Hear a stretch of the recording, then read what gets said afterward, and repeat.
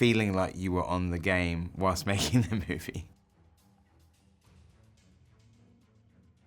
In 2017, you tweeted that The Running Man would be the one film you'd love to remake.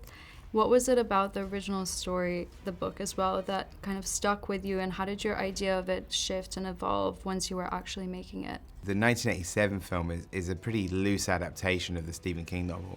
And I'd read that novel when I was 14 before I saw the 1987 movie. So when you're reading a book, you'd visualize the movie in your head. And then when I saw the Arnold Schwarzenegger version, I was like, oh, this is a completely different thing. So it was actually not, I didn't really have a desire to remake the existing one, as to do a new movie from the same source material.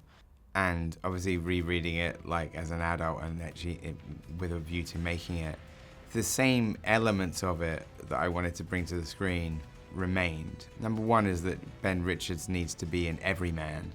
That it's important that he's like a guy that walks in off the street to the network building and signs up for their sort of like cruel games because he's desperate for money and he's out of work and needs to provide for his family.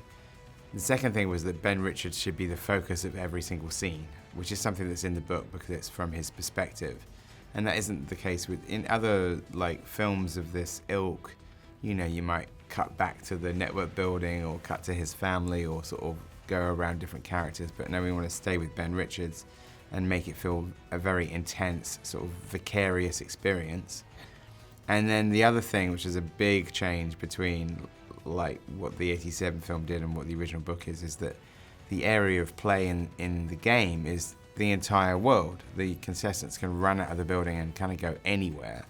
So it makes it much more expansive and, you know, can take place over the whole country. And that was definitely also then one of the most ambitious things about making the movie, was like actually having to do that, where you're in several different cities and in the countryside and all over the place. And so it ended up feeling like you were on the game whilst making the movie. Glen feels like such a perfect fit for the character. He's kind of old school movie star, but he's also very modern and self-aware. What made him right for your version, and how did you guys work together to bring Ben Richards to life? I got to know Glen a little bit before we started working together, and when his name came up as a sort of potential Ben Richards, it was just a sort of light bulb moment of like, he's exactly the right person. Similar to who Ben Richards is in the book, is you really need this everyman quality, and Glen sort of has that in spades, as he's really so relatable and charming.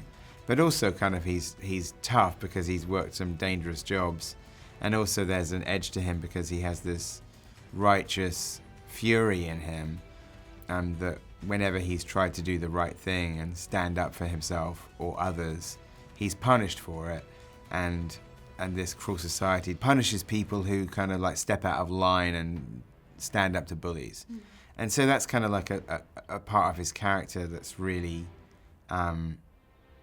important, but it also becomes his fatal flaw because it makes him the prime candidate to go on the show. If you could program your dream Running Man-inspired double bill at Screen on the Green, Oh. what would you screen alongside the film, except for the original?